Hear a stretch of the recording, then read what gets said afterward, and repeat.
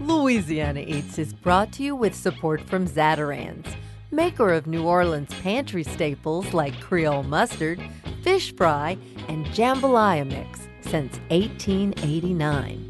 Recipes and more at zatarains.com.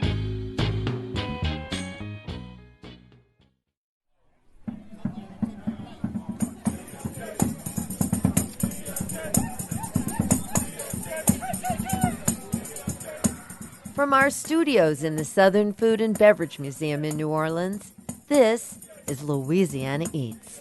I'm Poppy Tooker. On June 1st, New Orleans lost a living legend, the iconic, the one and only Leah Chase.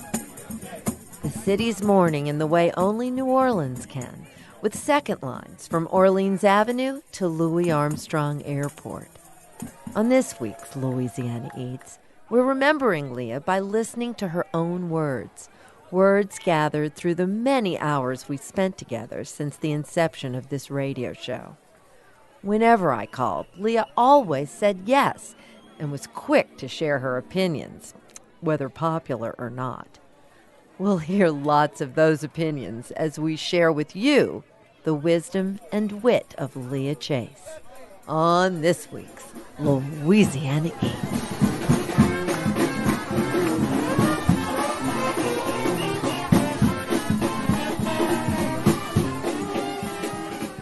It's been a privilege to call Leah Chase my friend. Though we crossed paths in the culinary world many times before Hurricane Katrina, it was in its aftermath that we forged a relationship that transcended the 35-year age difference between us. Leah treated me like her contemporary, sharing the stories of great happiness and great grief that were her history.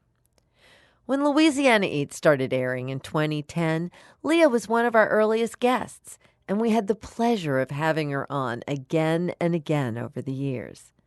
By far, my favorite time occurred on Friday, August 6th, 2012. It was 12th night, but more importantly, it was Leah's 89th birthday. I'd received a call from then-Mayor Mitch Landrieu's office asking if I could help facilitate delivering Mrs. Chase to the annual Carnival kickoff at Gallier Hall. Traditionally, the mayor ushers in Carnival season with a king cake party, but Mitch wanted to honor Leah on her day in a special way. Our journey to Gallier Hall began literally at her kitchen door and carried us through the bumpy streets of New Orleans. So you've been in the kitchen since what time this morning? 6:30. 6:30. And so you made the okra gumbo because you do that every Friday? Every Friday. I do okra gumbo every Friday. I do lima beans and shrimp every Friday. So today I had to go and make the spaghetti for the meatballs. I did that. I'm making eggplant farci, so I did the eggplant. So I was rolling this morning, girl. I don't know where I got the energy from or where the knees worked good this morning. And now the mayor's going to interrupt you. You're on a roll. He's calling you out the kitchen, huh? Calling me out the kitchen, but that's okay. The Dookie Chase restaurant kitchen was home to Leah Chase since the age of 22. Even in her 90s, when a lifetime of standing on her feet had taken its physical toll, it was the place you'd be most likely to find her, standing at her stove, stirring a pot, or making a roux. For over 7 decades, Leah fed generations of locals, celebrities, politicians, and civil rights activists. Along the way, she became friends with famous figures like Ray Charles, Lena Horne, and New Orleans' first black mayor, Ernest Dutch Morial. The last mayor that I was really close with was Dutch. You know, the other ones, well, Mark, we were cool, but that's it. But you know, but Dutch was the last. The rest, I wasn't too high on their list. Well, when you don't vote for them, you know what you're gonna do. What you gonna do? Never one to shy away from politics, Leah was a tireless activist, using her restaurant as a catalyst for social change in the city.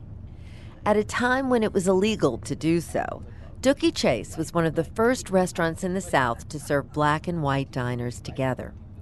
The upstairs meeting room operated as a hub for civil rights leaders like Rudy Lombard, Martin Luther King Jr., and Thurgood Marshall. Leah's devotion to her restaurant was intertwined with her long-standing commitment to progress for her city. For me, I feel like I have a special job because so many people are not, moving like they should be or like they could be. And I'm going to work like the Dickens to get people up and going. Poppy, if we just got everybody up and moving and doing something. Everybody can't do the same thing, but everybody put their little party in and do what they have to do. We will have a magnificent city. Pick up your pants and go to work. In addition to her philanthropy, volunteerism, and advocacy efforts, Leah Chase was an avid promoter of art. Over several decades, she amassed an influential collection of African American art, which you can find hanging today on the walls at Dookie Chase. In 2012, Leah, the art's patron, was the subject of a series of art portraits by painter Gustave Bloch that were displayed at the New Orleans Museum of Art. Later, one of the portraits was sent to the National Art Gallery in Washington, D.C., where it hangs today. And it's all paintings of me in the kitchen of all the places. It's paintings of me working and doing things in the kitchen. Poppy, I look like heck. I do. My rear end look like it's about 5 feet wide. But I don't care. It's me. I say he painted me, even though he could have made me look like Halle Berry or somebody. Isn't that just our luck? You know, that's what happens. In front of the stove in the Smithsonian. Well, you take whatever you get. Whatever you get, you take it. When Leah Chase and I arrived at Gallier Hall, the 12th night festivities were already underway. We sat in the front row with Cheryl Landrieu, then the city's first lady. Soon after taking the stage, Mayor Mitch Landrieu offered his birthday tribute to Leah. I have a young lady here who I'm in love with. It's not my wife. Let me say that over. I have another young lady here that I'm in love with as well as my wife. She watches over me, and anybody who knows her knows that what I'm about to tell you is true. If you get out of line, she's going to smack you around a little bit. She did this to President Obama, who happened to grace her presence at his restaurant, you would think, but the young man had the audacity to put Tabasco in her gumbo, and she let him know it. Is that true? If I'm lying, I'm dying. She said, Mr. President, people don't put Tabasco in their gumbo in my shop. And then she let him do it because, of course, he was a leader of the free world. But this young lady is having her birthday today, 89th birthday, and we have flowers for Miss Leah Chase.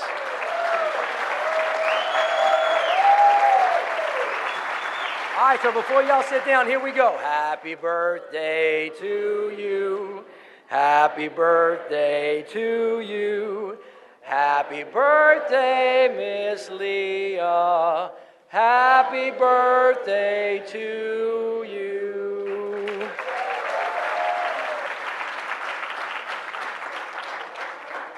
I think it's fair to say that we would really not be here were it not for Leah Chase and her family, and the city of New Orleans would not be what it is. Dookie Chase was the place that opened up its doors in the deepest part of the South during our most difficult times so that people could have communion and find a way to seek and to grab common ground. And Ms. Chase has steadied our faces when they needed to be steadied, as only a great mother can, and a leader and a person that had great courage under very difficult circumstances. So Leah, from the bottom of my heart and the bottom of the heart of the people of the city of New Orleans, thank you for everything that you have done for us, and God bless you. Thank you. The celebrations continued, but we couldn't stick around for long because Leah had to get back to her kitchen.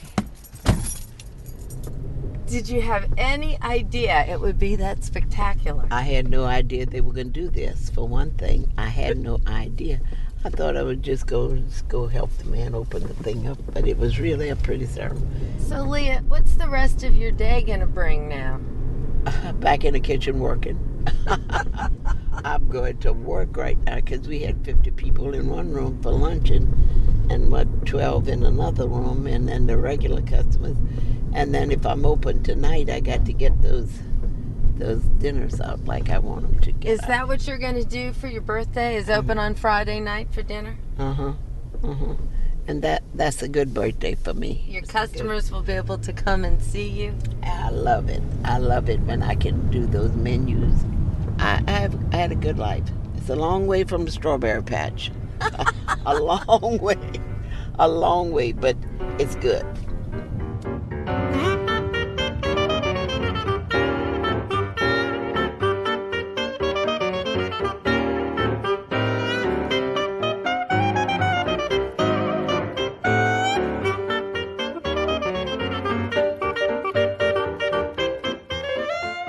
Born January 6th, 1923, Leah Chase grew up on a strawberry farm in Madisonville, Louisiana, the eldest of 11 children who, despite their lack of material goods, never wanted for a thing.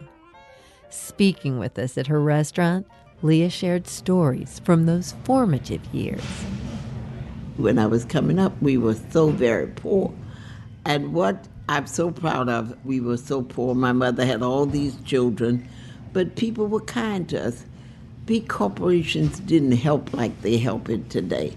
And baby, that was a good thing. It made you work.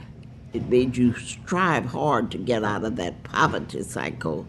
My daddy and his brothers would farm, and my grandfather, they would farm these 15 acres. Now, that was an ordeal then, because I remember my dad and them have to get up if it was cold and there was a frost to come, Daddy would have to stay in the field all night long and make fires all around the field. So when the berries came, you got up in the morning at 4 o'clock in the morning. Now we lived in Madisonville. The farm was like 5 miles out. Walked. You had to walk? Walked. Oh, goodness.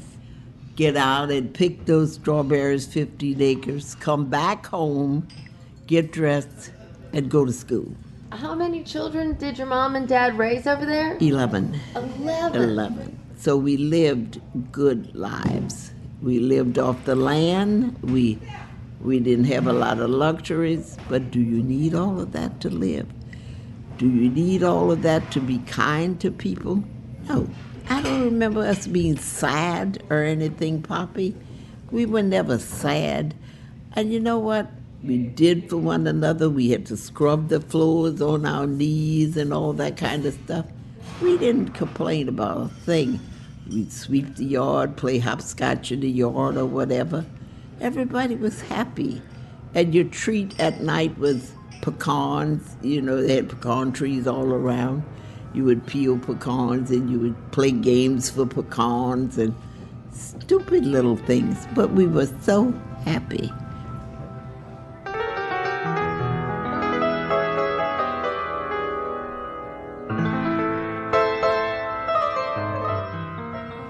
We had a pig. We raised a hog for the fat. You know, you would raise this hog and you would feed the hog every day. My daddy was something. Couldn't give the hog potatoes that wasn't cooked. Wash the potatoes and cook them for the hog. The hog was living better than me. But if you fatten that hog up to 300 pounds, you were going to get about 100 pounds of fat. And that Lord was going to take you through the winter. And you talk about coffee things, you know, preserved things. Well, we didn't know what coffee was, but we were eating that coffee pork. Yeah, right. That's how we served it. They fried off the chops and left them in the grease. And when you wanted a chop, you got it out of the grease. So we had coffee when it wasn't fashionable to have coffee. You learn how to live and you learn how to appreciate things. People talk about quail, and till today I love quail. Well, you know, you picked the strawberries, and quail got in your strawberry patch. What you did, shot him. And that was your breakfast, you know. You had a plum tree in the yard, your mother made plum jelly and braised that little quail with plum jelly, and there you had that. Now that was a luxury. You see, my dad he never raised just enough for us to eat. because that wasn't right. You had to give the neighbors. And he was a stickler. We didn't have a penny, we didn't have that. But go give the neighbors this, give our teen this, give this one that. But to preserve that, we didn't have freezers in those days. So he made a slice of okra, sliced it up, and then my mother had flour sacks that you bleached out white, and we'd spread those out on the table in the sun, put that okra out there every day.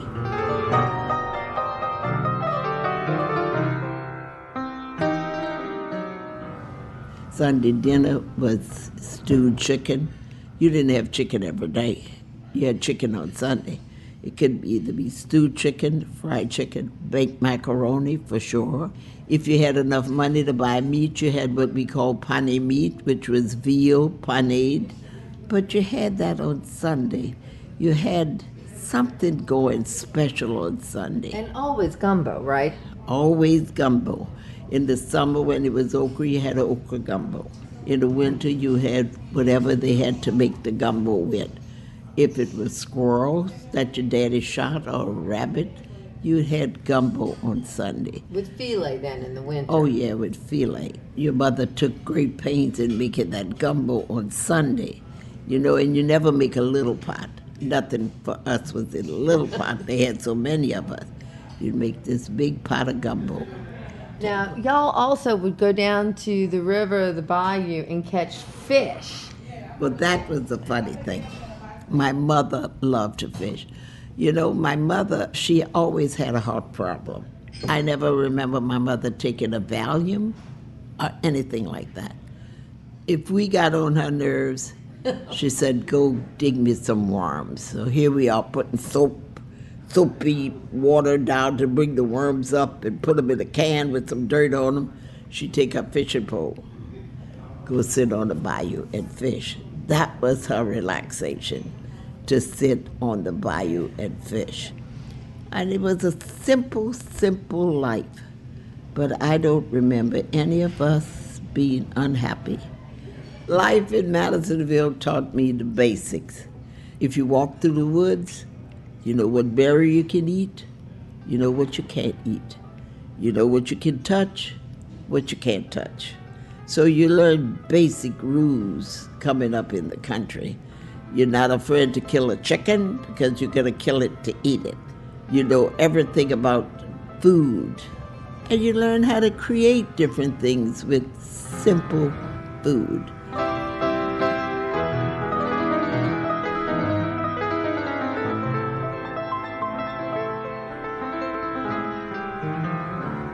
I got the Native Son Award for St. Tammany Parish. Now, who would have thought this poorest of poor little girl coming up would grow up to get the Native Son Award? That is a blessing. But that just shows you just work every day, have faith in God, have faith in yourself, and you could pull it off. You could pull it off and treat everybody fairly.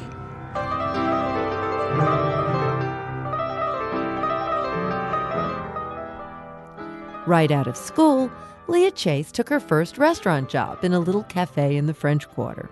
It was during that time that she found her calling as a restaurateur and met some memorable characters along the way. Speaking to Mark Cave for the Historic New Orleans collection, Leah remembered her early days working in the Quarter. The French Quarter's always excited me. After you cross Rampart Street, get into the French Quarter, it's like going to another city because it was a different life than I would see where I was living. And I kind of liked what I saw.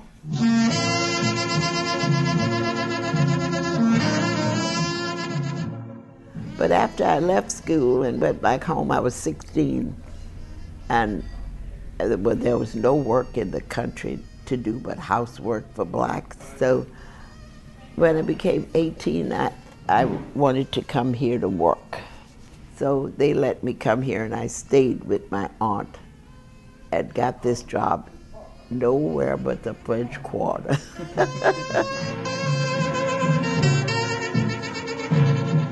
They almost had a fit. That was unheard of, this little Creole girl of color working in the French Quarter. That was a no-no. But I went to work and I saw things in the French Quarters, met people that interested me, like Ricky Alvarez, the great artist, Louis Henry Hobbs, another great artist. And you meet people, and I think that's what made me like, I'm a people person. I love people.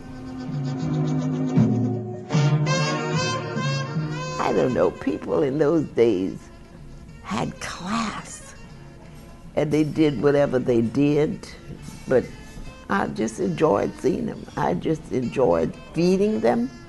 I worked in this little restaurant. A woman taught me everything because I had no idea what to do.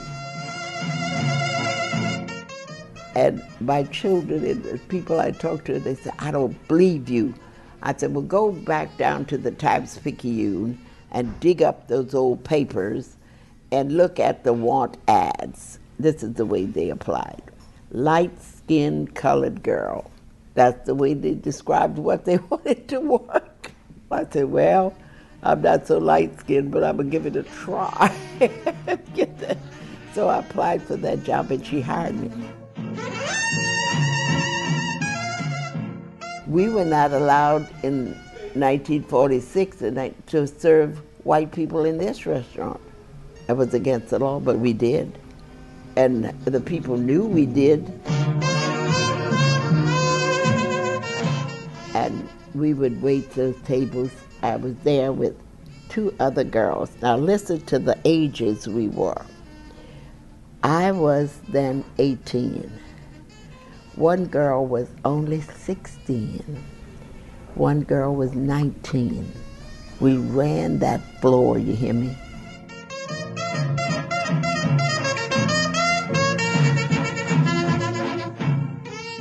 I'll never forget, so I asked this chef, he was from Jamaica or somewhere, why don't they have women in here working in the kitchen? He said, well, because women can't pick up the pots. I thought to myself, well, I don't see you picking up those pots. I see I'm going to pick up the pots and wash them for you. I'm picking up these pots, washing these pots and do them. Why can't I be a cook or why can't I be something else? But it was a learning experience for me in those days. I remember the Old View Carré restaurant. And that's when Brennan's came up. I used to pass that restaurant every day, coming from work. And in there they had chairs, and I have chairs in my other dining room over there. I always wanted those chairs. And those chairs, I said, oh, I wish I had a restaurant with those chairs.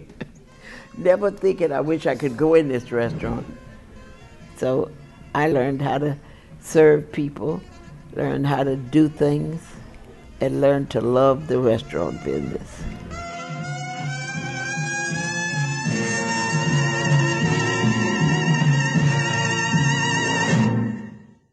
This interview with Leah Chase about her days in the French Quarter was conducted by Mark Cave for the Historic New Orleans Collection and produced for NOLA Life Stories by former contributor Sarah Holtz. Coming up next, we continue our look back on the life and legacy of Leah Chase. Louisiana Eats returns after the break.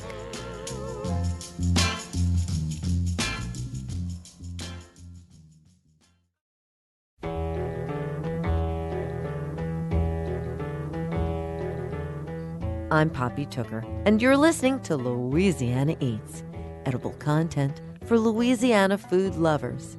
Louisiana Eats is brought to you with major support from Camellia Brand, Beans Done Right, a New Orleans tradition since 1923, and from Brennan's Restaurant, home of the original breakfast at Brennan's and Flaming Bananas Foster.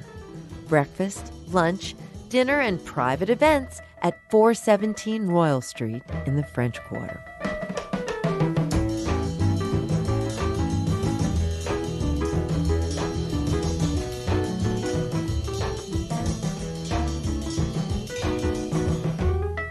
If you're just joining us, we're spending this episode celebrating the life of New Orleans culinary legend Leah Chase, who passed away June 1st, 2019, at the age of 96. In 1945, Leah met big band leader Edgar Dookie Chase Jr., whose parents operated a simple sandwich shop named for Dookie's father in New Orleans' Treme neighborhood. Eventually, Leah went to work for her in-laws at the restaurant. At that time, in segregated New Orleans, there were no fine dining establishments for African Americans. With linen tablecloths and napkins, silverware and stemware, Leah began her own quiet revolution. Serving Creole classics like gumbo and chicken clemenceau, Leah elevated the dining culture for everyone. And everyone meant black and white diners alike. Dookie Chase was one of the earliest restaurants in the South to integrate their dining room, which functioned as a safe haven where civil rights activists could share a bowl of gumbo while hatching plans to change the world. Leah shared memories of that time with us, beginning with how she came to meet her husband and partner of 70 years, Dookie Chase. When I met Dookie, well, you know, he was with the music. He was a musician. And the funny thing about it is I never liked musicians. Well, he met me at a dance. He was up on the stage, directed his band, and he told everybody, I'm going to dance with that girl. They said, are you not? She's got to dance with you.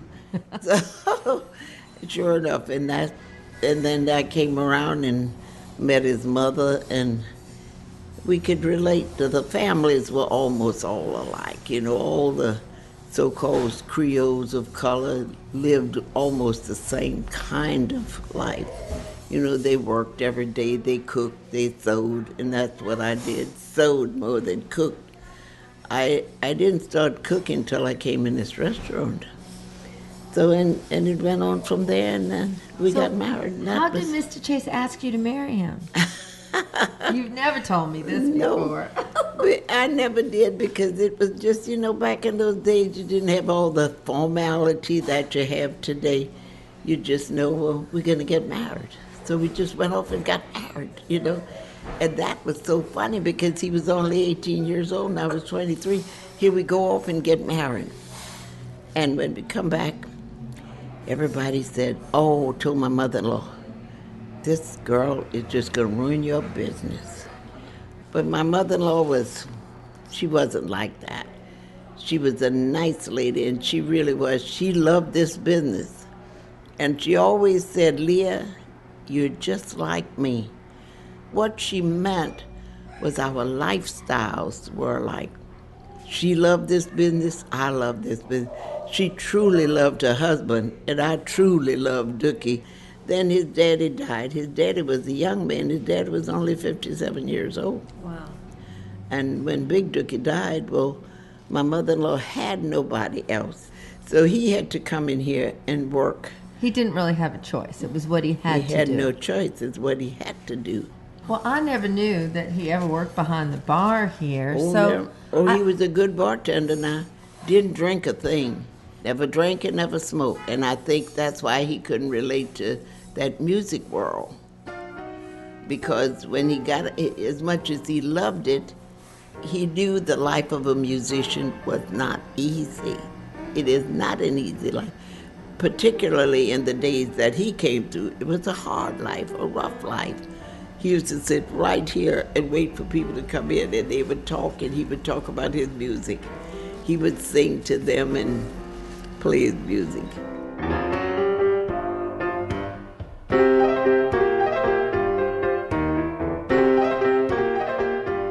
Then he ran this, he took a course by mail from Cornell University. Learned how to manage this business, learn all that. The thing he went off doing after a while, but he still worked in here, was promoting bands. He had top-notch musicians. They went with King Cole, Lionel Hampton, Duke Ellington. They went with big bands.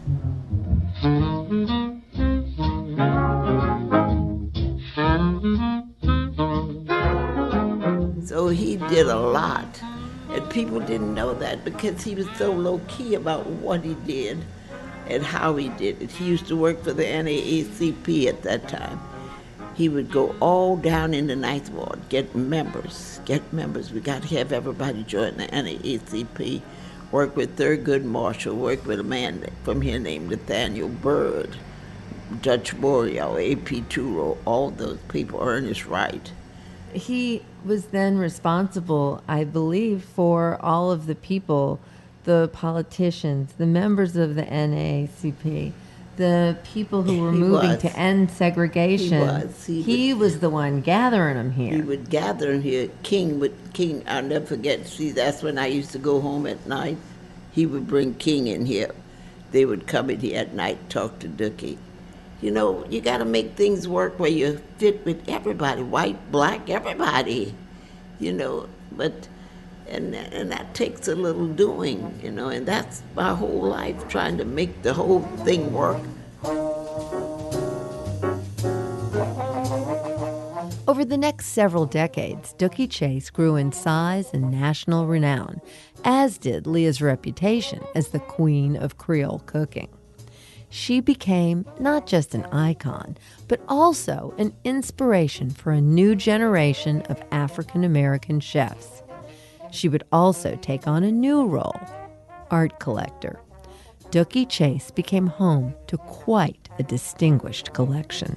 Well, the walls are covered with African-American art by African-American artists, and some of my grandchildren's work, and some guys, big guys like John Biggers, Elizabeth Catlett, Samela Lewis, and David Driscoll.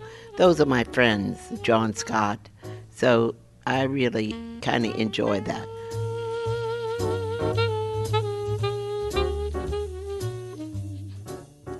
Like so many of us, Leah's life took a dramatic turn on August the 29th, 2005. Hurricane Katrina's floodwaters inundated Dookie Chase restaurant. Her art collection survived, but the culinary landmark was shuttered for almost 2 years. Leah, let's go back and visit those days right after the storm. When did you first come back to the restaurant, and when you got here, how'd you find it? So it was about a year before I came back in here. I kept trying to come, and they wouldn't let me through. And, you know, David, my grandson, was a fireman, and he kept saying, "Grandmother, you can't come." I said, "I know I can come."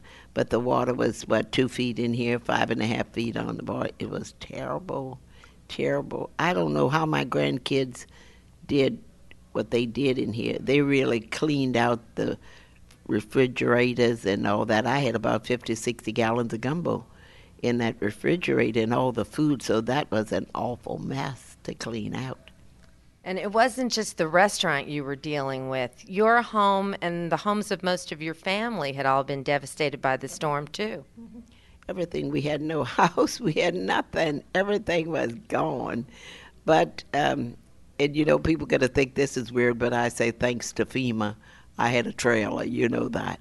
So that was funny. Everybody became trailer trash, you know. Oh, well, everybody. Now, that's a good thing, because then you won't criticize people for living in a trailer. You will appreciate whatever they can have to live in. And I appreciated FEMA for giving me that space, because I had nowhere to go.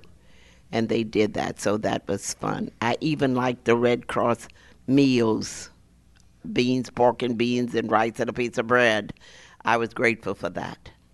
How did the rebuilding here begin? What happened? As I said, I didn't know where to go or what to do. When I came in here, for some reason I had no fear. I should have been afraid of everything, but I wasn't. And I just said, I know I could get a broom and a mop and clean. And I got an electrician in. He said, "I'll have you some lights in here by tomorrow." I said, "Well, you don't look like God to me." So I don't know where you're going to get the lights from, but sure enough, he did. He did. He said, "Now I am my God." I said, "Close to it." You got those things. But when we came in here, it was so terrible, Poppy. It was awful. But people came. Wasn't that marvelous when you think about it? People came from all over to help me clean up this thing. You know, all these little ladies from uptown came and cleaning and polishing whatever chairs I had left. I saved 50 chairs. And they did them to what you see back there now. But people came from all, I just thought that was wonderful, that people would come and offer me money and things to help me get back on my feet. I will forever be grateful. I have never seen that kind of outpouring in my life. Never, never. Because here I am, I'm really not nobody, really.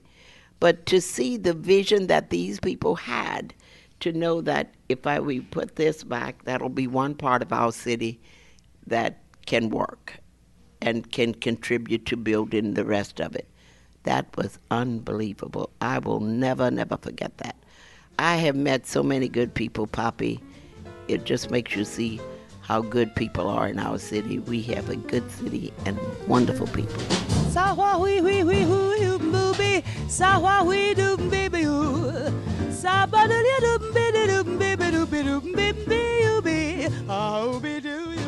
Speaking with Leah Chase again on the 10-year anniversary of the hurricane, she reflected more on Katrina's impact.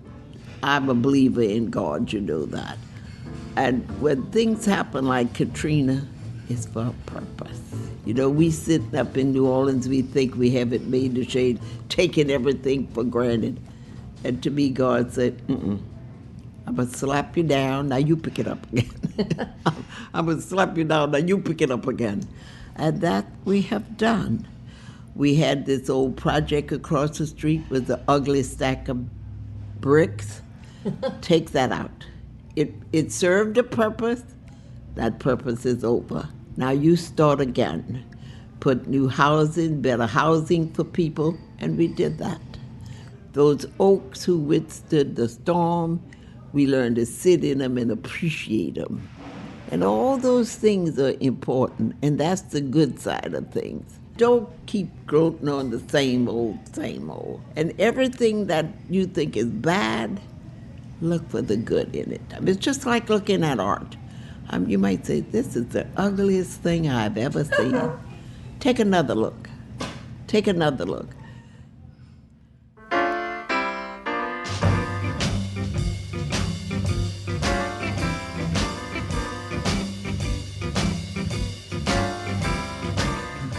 In 2007, before Dooky Chase could officially reopen after Hurricane Katrina, Leah, with the help of Chef John Foles, hosted her annual Holy Thursday Gumbo Zerbs event there. What exactly is Gumbo Zerbs? When we come back from a short break, we dig into our archives and let Leah Chase answer that question for us. Louisiana Eats returns in a moment.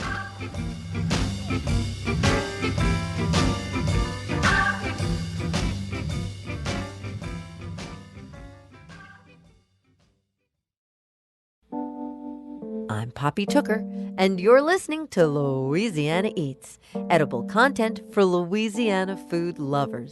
Louisiana Eats is brought to you with major support from Popeye's Louisiana Kitchen. Have you caught our Louisiana Eats Quick Bites podcast yet? Visit poppytooker.com to listen. While there, you can also subscribe to iTunes, Spotify, Stitcher, or wherever you get your podcasts so you won't miss a delicious bite. You can also easily webcast any of the Quick Bites or Louisiana Eats episodes right from your computer on poppytooker.com. And now, back to Louisiana Eats.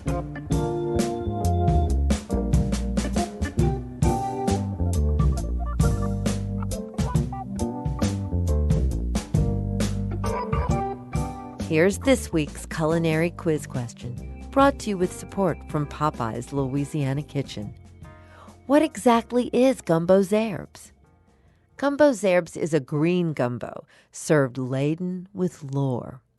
Depending on who you're talking with, it's either vegetarian or chock full of every kind of meat you can think of. In New Orleans, there's no one more synonymous with the meat-filled variety than the late Leah Chase.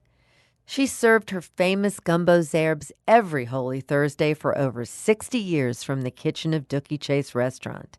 And when she was getting ready to reopen following Katrina, It was the first meal she served. Gumbo Zerbs has its roots in the Creole Catholic community and is surrounded by superstition. To get a better understanding of this dish, let's hear Leah Chase talk about it from back in 2011. Gumbo Zerb is a green gumbo. You know, you have to use uneven numbers of greens, 5, 7, 9, or 11 different kinds of greens. Can't have even numbers. That's bad luck. We use collard greens, mustard greens, kale, cabbage, Swiss chard. I love to put beet tops in it. You put the beet tops in it. That gives it a good flavor. And you can put some lettuce in it. But the thing, the Creoles, they used to go in the neutral ground, you know, our neutral grounds, and they would dig pepper grass. You would see them out there with the little brown bags getting their pepper grass. And they would wash it off and clean it and put that in your gumbo zerb. That gave it a little lemony taste, but it gave a different kind of flavor. Now that we can't find the pepper grass, I use watercress. But we do that on Holy Thursday. You see, you know, this town was predominantly Catholic, and that was the last meat day for Catholics. So you put all kinds of meat in that gumbo zerb. Stew, you put sausage, you put ham, you put chicken, all the works in that gumbo zerb. So you had a good hearty meal, and that's the only thing you ate, with some fried chicken on Holy Thursday. But that takes some doing to do that gumbo zerb. You have to grind it. I don't like it chopped, I like it grind. So you have a smooth dish, you know, it's like a puree. One customer said, it looks like algae, but it tastes good. Leah Chase explaining gumbo zerbs to us in 2011. You'll find Leah's special Holy Thursday recipe at poppytooker.com. I'm Poppy Tooker, and you're listening to Louisiana Eats.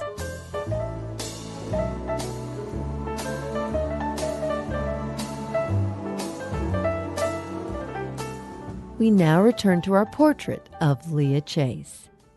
After Dookie Chase Restaurant recovered from the damage of Hurricane Katrina, the restaurant returned to serving its regulars as well as a litany of luminaries. In May of 2016, Leah became the first African American to receive the James Beard Foundation's Lifetime Achievement Award. Sadly, on November 4th of the same year, Leah's husband and partner, Edgar Dookie Chase, the man who played a key role in her success, passed away. When we spoke with her after his death, she reflected on their relationship, both as husband and wife and as co-proprietors of Dookie Chase Restaurant. You know, when I came along, this is not what I came to do. I came to push him up and ride his coattail. But he wasn't that way. So I had to push out. I had to go push out, do what I had to do to make it.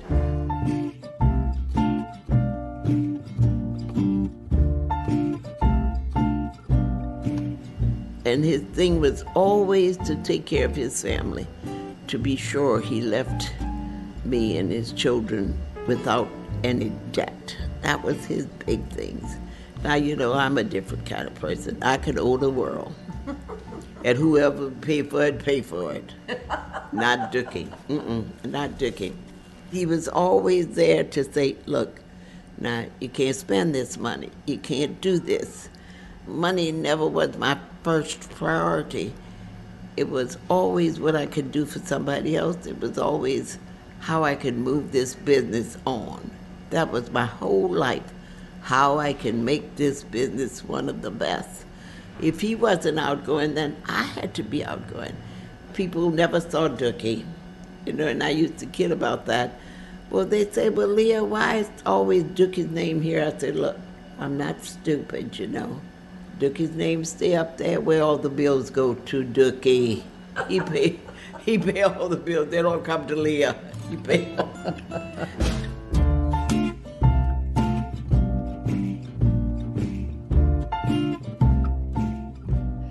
Oh, the day after Mr. Chase passed, I knew just where you'd be.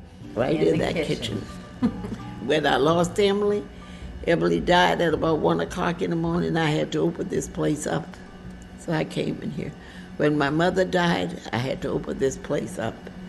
When Dookie died, I had to open this place up. That's not easy. No. It's not It keeps easy, you going. but it keeps me going. The hard part of it is you have to live. You have to carry on. You can't question death because there are no answers. Why? Who knows why? Where are they? Who knows? We know what we were taught, but nobody has ever come back to tell us what happened. Death for loved ones, if you have somebody that you really love, your child or your husband or your mother or your parents, whoever, that pain of death never goes away. You learn to live with it. It never goes away. So, but you can't put that on other people. You have to be happy, and you have to make other people happy and live.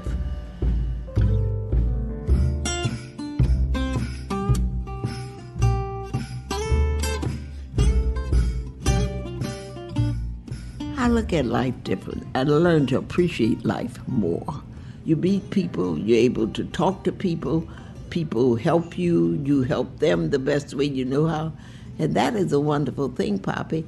And when I see people like you who scuffle, rise above it all, that's what women are supposed to do. That is the important thing, man. And that's what I try every day to make people understand about the power of women. If you just act like a woman, how powerful you can be, the wonderful things you can do just being a woman. You can't live other people's life. I've learned that. If you want to change anything about you, you have to do it yourself. It's what you did for self, what you did to better the whole world you live in. You are important to do things. And if everybody does what he's supposed to do, it makes a difference. No matter what you do, make a difference. You know, you can earn all the money in the world, darling, but if you don't make a difference in this world you live in, you're wasted your time. You've got to make a difference and help somebody else along the way.